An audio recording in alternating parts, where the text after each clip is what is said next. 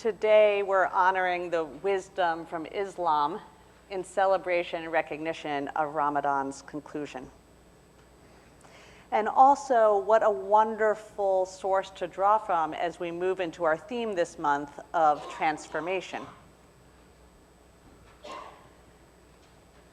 Islam has two strong spiritual postures. One, the struggle, the faithful struggle, and two, the faithful surrender to the lessons learned from that struggle. And throughout all this, there is a spiritual practice that is meant to guide and sustain Muslims, which is prayer. And they actually associate prayer so much as the way to hear and negotiate and complain about the struggles that accompany life and transformation. This is from chapter 3 in the Quran, entitled Surah the Believer, and it's verse 14. I asked for strength, and Allah gave me difficulties to make me strong. I asked for wisdom, and Allah gave me problems to solve. I asked for prosperity, and Allah gave me danger to overcome. I asked for courage, and Allah gave me danger to overcome. I asked for prosperity, and Allah gave me brain and brawn to work. I asked for love, and Allah gave me troubled people to help. I asked for favors, and Allah gave me opportunities. I received nothing I wanted and received everything I needed.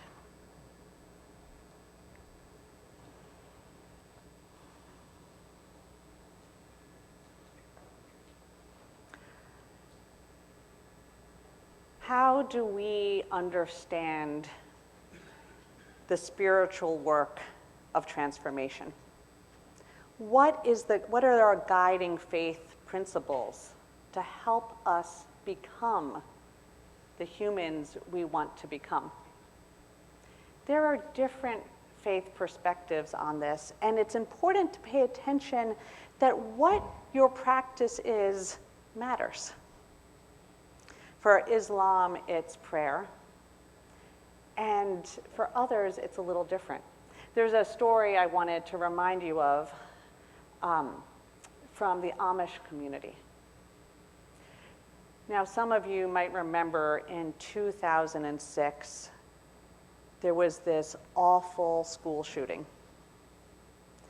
At a time when school shootings were less regular than they are now.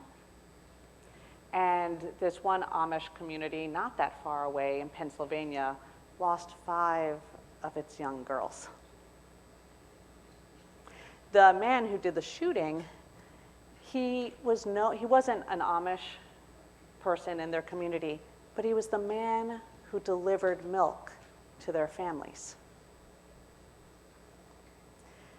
And our whole country was rocked with anger and disbelief and shock and horror to understand that this could happen in a little one-room schoolhouse in a relatively peaceful community.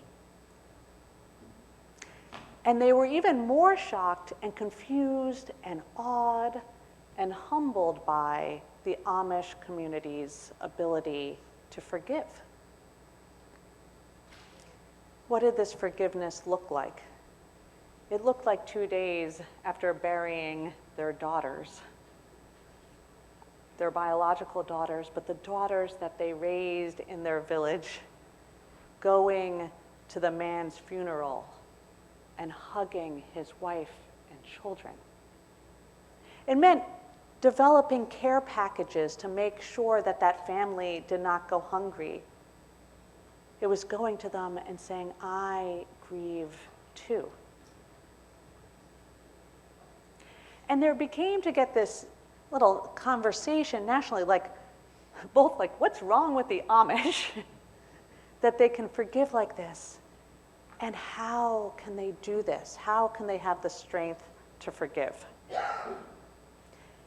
And I'll say it's not easy to forgive. And it wasn't easy for any of those Amish people to forgive, but what prepared them was their spiritual practice. Because forgiveness is their number one primary core message.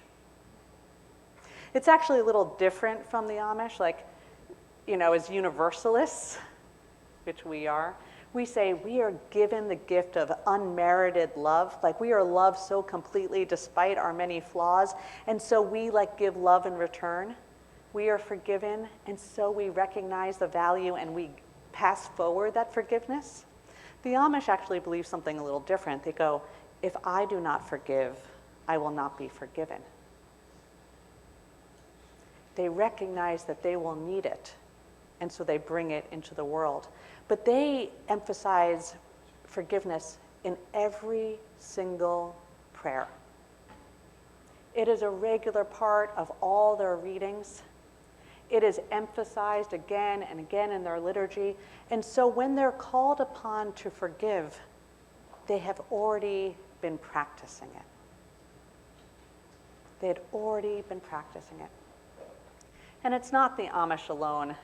There was a Quaker community from Indiana. You might remember when ISIS was rising about 10 years ago. And my congregation in Indiana actually had been part of a community, an interfaith community that sponsored a young man to go and work in Syria. And he was kidnapped and killed. And his parents went on national television and said, we forgive and we want no reprisals. Because as Quakers, they fundamentally believed in nonviolence. They knew violence only begets violence, and only forgiveness and love can be the start of peace.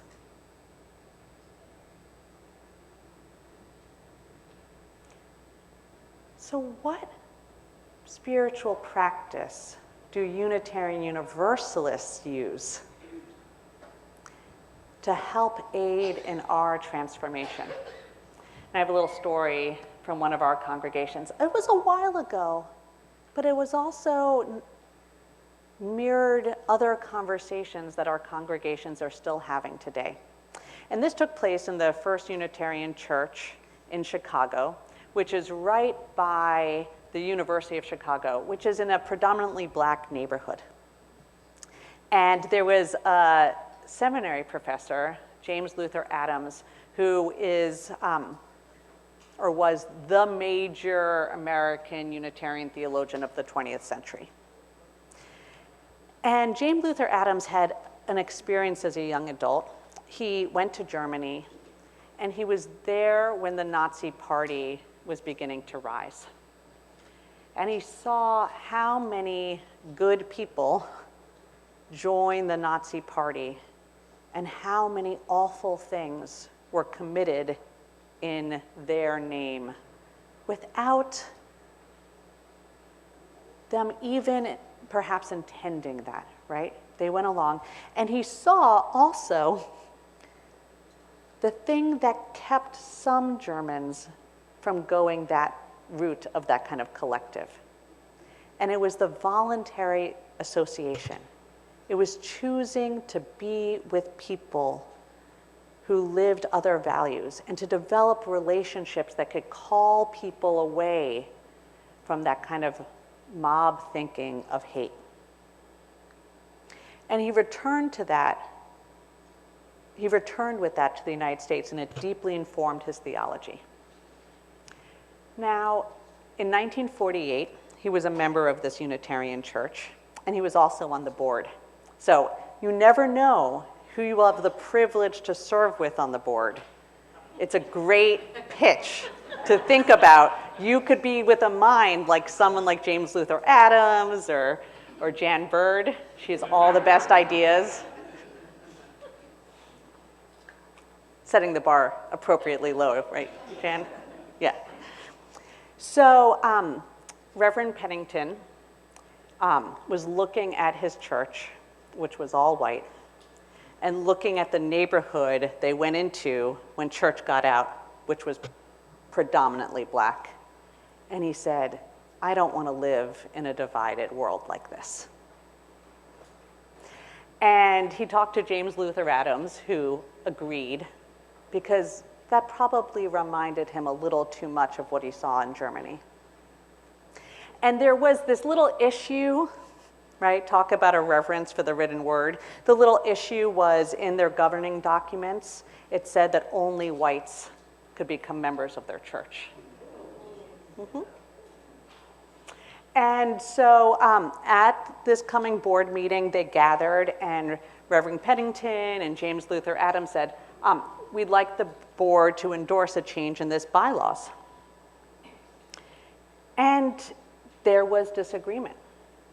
Not disagreement that, per se, that like this would be a bad thing, but the question was really for some of the most vocal contrarians was, we believe here that everyone should have their freedom of belief. They should come here and get to believe whatever they must believe based on their life experience. And if we make this change, maybe they feel forced to change their perspective, or maybe if they believed in segregation, they would feel unwelcomed here. And back and forth it went into the early hours of the morning. I want to point that out. This was a long board meeting, and no one said, we haven't had enough time on the agenda for this, or let's table this for next time, or God, this is just like so contentious, we need to stop. Because they remembered that the other thing that was so essential to our practice was to listen to one another and to speak to one another with respect. And on it went. And finally, James Luther Adams, who again was a theologian, which means he's good at asking questions, leaned in and said, I have a question. And he was talking to the person who was the biggest naysayer of this change. And he said, what would you say the purpose of our church is? It's the kind of question that makes everyone pause and remember that we have 2 ears and 1 mouth, so we listen twice as much as we speak, at least. And they listened in, and the man paused. And he looked at James Luther Adams, who he called Jim, and he said, you know what the purpose of this church is, Jim? To take people like me and to hold on to them for long enough until you change me. And the whole board unanimously voted to make the change, and the congregation adopted that, and it began to change their congregation because they stayed through the struggle until transformation happened. So when I think about our spiritual practice, I think it is about living in covenant, recognizing that we come here making a hopeful promise to ourselves about the person we want to be when we come here and the person we want to be when we've stayed here for several years, hopefully decades. It is about a willingness to interact with each other, to bring in our own lived experiences and the truths we derive from there, but listen and rub up against each other's life's experiences so we can find fuller truths in love. Not just our truth, but fuller truths. You want to know what's so good and helpful about doing that? Is to remember love is the spirit of our people. I don't know that they would have had that successful outcome of that board meeting if they had just called that holdout a bigot or a racist or said we don't want your kind of people here, but to really talk to each other in love. There's a member of our congregation who decided for a month to have a spiritual practice where she made a determination every day, all throughout the day, whenever she saw someone, she would just think, I love you. And she began to feel like when she just thought, when she looked at someone, I love you, it seemed to make things go a little bit warmer, a little kinder. That's a way we live our covenant. We invite people's best selves forward. We encourage them and assist them along the way. And we remember that one way that we serve one another is to be with one another in this work. So I encourage us to continue to struggle as a community, to rub against each other a little bit more often, and to discover the good people underneath those sort of rougher patches. And may we as a whole find beautiful transformation into beloved community when we engage such. May it be so, and amen.